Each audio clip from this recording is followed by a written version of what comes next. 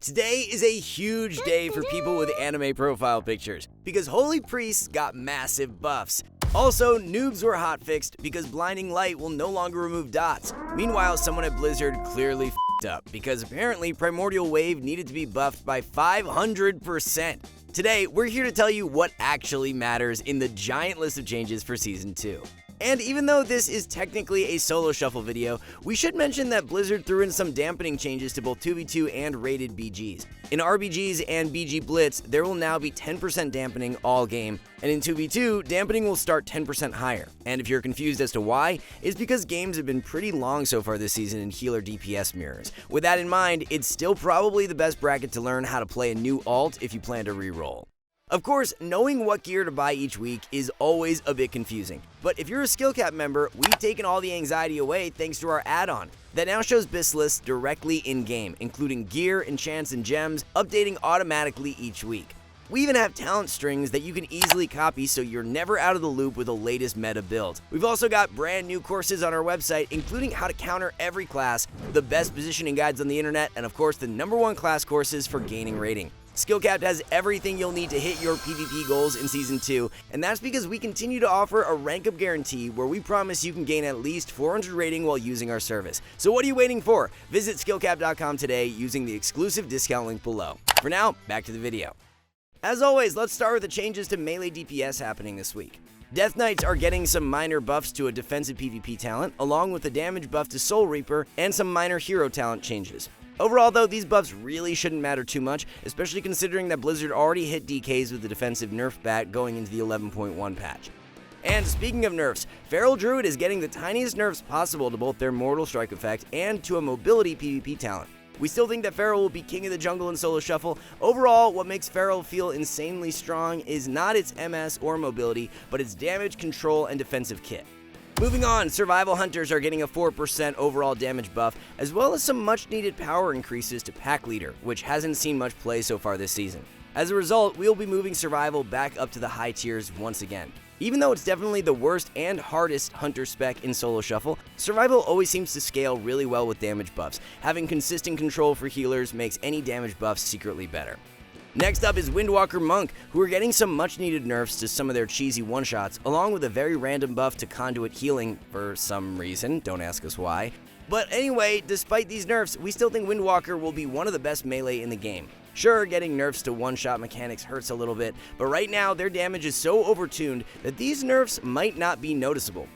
And speaking of being noticeable, we noticed a lot of Ret Paladins complaining about their damage over the past few weeks. As a result, Papa Blizzard stepped in with a few major buffs to both defensives and damage, which should go well with their 4 set this season. It might seem like a hot take, but we think Ret will be in a position to move up our tier list, landing on A+. While the spec might still have issues in mage lobbies, it pretty much auto-wins any melee lobby, and we're expecting them to scale exceptionally well with their damage buffs this week.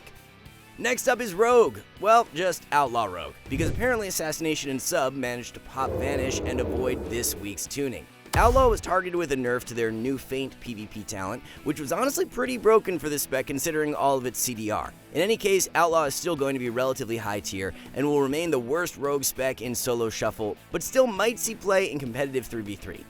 Moving on, we have the Enhancement Shaman changes, which might have baited a bunch of people. Even though you're seeing 8 total buffs here, most of them don't really matter and are completely offset anyway by the 2 nerfs to Primordial Storm and Wind Fury. Right now, the win condition of Enhancement Shaman in solo shuffle entirely relies on its giant one-shot, which is now going to be noticeably weaker. As a result, we will be moving Enhance down to the mid-tiers, where it's probably going to be one of the worst melee once again. Finally, wrapping up melee, we have some big and juicy buffs to Arms Warrior damage, with Blade Storm, Execute, and Demolish all getting power increases. It remains to be seen whether these will be enough to make Arms as competitive as Fury, but it's a step in the right direction for classic Warrior mains. Warrior as a whole seems to always float right below the S tier in solo shuffle no matter what. Even though it sometimes has insane pressure, it does more or less feel like a damage bot entirely dependent on uptime, lacking the true control of some of the S tier specs. That brings us to our predictions for the solo shuffle meta this week. We still think the S tier hasn't changed at all, but there are now some potential dark horses in the race. The biggest wildcard will be Arms Warrior, as it remains unclear whether its damage buffs will be enough to put it on par with Fury. Now it's time to take a look at all the changes happening to range DPS this week. Up first, we have Balanced Druids, who are getting 2 sets of changes, including buffs to sustained damage and a slight buff to Star Surge and Frenzied Regeneration, mixed in with a minor nerf to cooldown burst. These changes are tricky because on one hand, Boomies will be doing insane Star Surge damage thanks to their 4 set, but on the other hand, Balanced Druids will still be some of the biggest damage sponges inside a solo shuffle. For now, we think Boomies will be a bit of a wild card, but should be in a position to possibly be right below the S tier. Next up, we have some buffs to the Devastation Evoker tier set this season. Like all set bonuses, these are nerfed in PvP, but Dev Evoker is already one of the best specs in Solo Shuffle and will be staying on the S tier for another week in a row. Augmentation is where things get a bit interesting, as they're getting a 15% overall damage buff. While this spec is more rare than a shiny Pokemon, Augmentation is probably slept on given that most players would simply play Dev. While their cheesy one-shot did get nerfed last season, it's still pretty good right now and will be even scarier with a 15% buff. Because of this, we'll be bumping Aug back up to the mid-tiers. Up next, we have some sweeping changes to all 3 mage specs, specifically targeting Overpowered Barrier and some additional shield talents. Arcane and Fire are also getting hit with some specific nerfs, targeting damage and mobility for Arcane only. Here's the thing, Arcane's Burst was definitely overtuned, and the spec has one of the best 4 sets in the game for PvP. Despite the loss of some Burst, we still think it will be one of the better specs in Solo Shuffle, but will continue to have a bit of a steep learning curve for newer players. But if you want an easier spec to play, try Beast Mastery Hunter. BM is getting some quality of life buffs to Dark Ranger, which hasn't seen much play after the massive buffs to Pack Leader. Look, we don't need to tell you what you already know. BM is one of the best specs in Solo Shuffle and will continue to be good this week. The same is true for Marks Hunters, who are also getting some Dark Ranger buffs and nerfs simultaneously, mixed in with the power reduction to their 4 set. Right now, Marks Hunters aren't even playing Dark Ranger and are still cranking out aimed shots that hit for 5 million damage. While it might have some problems in melee heavy lobbies, the spec is still insanely broken in PvP. Next up, we have a 3% overall damage nerf to Shadow Priest. While this might not seem like much, we're also seeing buffs to some natural predators, including Arms Warriors and Elemental Shamans, with the continued popularity of both Priest healing specs, which are eager to spam Dispel dots. As a result, we'll be moving SP down half a tier to reflect overall shifts in the meta. And as we just mentioned, LE Shamans are getting some buffs for the 2nd time in a row, including a 500% increase to Primordial Wave. To put it into perspective, Prim Wave can already crit for 500k, which means LE Shamans could be bursting multiple targets for up to 3 million damage this week, which is pretty gnarly. Couple this with some overall damage increases, and we think LE is definitely in a position to be S tier right before the AWC. And before we wrap up ranged DPS, we have a few minor changes to Warlocks, including a nerf to the Affliction 4 set, which was honestly a bit expected since it allowed them to spread UA like a disease all game. On the other hand, Demo Warlocks were donated a 3% damage buff, which is definitely helpful but not game-changing. Once again, a few counters to Demo Warlock are getting buffed this week, so we don't expect their power level to change by much. This brings us to our updated ranking for ranged DPS, where we currently have 6 specs sharing the S tier. Although it was technically nerfed, we are moving Frost Mage up a tier given that Arms Warriors and Ret Paladins were both buffed, and a few Mage counters were actually nerfed, which should make Frost feel even better in some lobbies. Overall though, the landscape for DPS is looking super competitive, and there are very few bad specs in Season 2. But now it's time to look at the healer changes happening this week. Up first, we have a minor defensive buff to Restoration Druid, with Frenzied Regeneration getting a 50% power increase in PvP.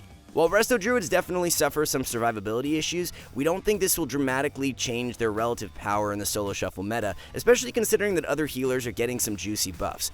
One of those healers is actually a soft counter to Resto Druid, it's Preservation Evoker, who are getting a decent chunk of changes, including a 5% overall healing buff, coupled by a 20% buff to Spirit Bloom. As a result, we will be moving Prez up to the S tier for this week. This is the 2nd time in a row the spec has seen buffs, and it was already one of the better healers in Solo Shuffle. And with the disc nerfs we will discuss soon, we think it could be a contender for #1 healer. Mistweaver Monk is also seeing some healing buffs this week too, with 3 core spells all getting healing increases. As a result, we will be moving monks up from the mid-tiers. Having more healing output is definitely a good thing, but remember that Mistweavers don't have the best CDs for Solo Shuffle, at least compared to other healers, and are still very vulnerable to CC. But if there's one healer who does have great cooldowns for Solo Shuffle, it's definitely Holy Paladin. After the loss of Double Bop and Double Freedom, Paladins lost a bit of steam in the meta, and were suffering some healing problems. Luckily, they are getting some pretty big buffs this week to healing, and a slight power increase to Divine Protection. While not completely game-changing, we think these will be enough to bump Holy Paladin up half a tier. If you've had eyeballs for the past few weeks, you already know that Disc Priests were doing exceptionally well. This week, Disc is getting nerfs aimed at their newly reworked Evangelism cooldown, on top of a minor nerf to Lenience and their tier set bonus. While this might sound like a hot take, we still think Disc could be the #1 healer in solo shuffle. Up to this point, it had such a remarkable lead in the meta that a few minor nerfs shouldn't completely destroy its relative power compared to other healers. But of course, what most people really want to know is about Holy Priest, who are getting some gigantic healing buffs across the board, which are all mixed in with some damage increases too. Honestly, there is a lot to unpack here, but let's make one more hot take. First things first, we think these changes will be insane for Holy Priest in 3v3, where it could possibly contend for #1 healer in the bracket. However, the elephant in the room is dampening, which you know stacks very fast in solo shuffle. While dampening technically nerfs all healers, it definitely hits Holy Priest the hardest since its entire toolkit is balanced around healing modifiers and not damage reduction. We're going to be a bit conservative because of this, moving Holy Priest up to the A+ tier as a bit of a wild card. With that in mind, this is what we're predicting for the healer meta in week 3. Every healer is pretty competitive these days, but there's obviously a few standouts. As we just mentioned, we expect the buffs to Holy Priest to feel much better in 3v3 compared to solo shuffle, where dampening will offset some of the buffs. And remember, if you are a skill cap member, you can now see BIS lists directly in-game as a part of the #1 PvP UI. We've also got brand new courses for Season 2, including how to counter every class in the game. Positioning, we make it easy, and of course, our class guides teach you how to master your spec. Skill capped is #1 for a reason. Everything we offer is backed up by a rating gain guarantee. Yes, we actually promise you will gain rating using our service. So if you want to get started, be sure to visit the exclusive discount link below. For now, we want to thank you all for watching. See you soon.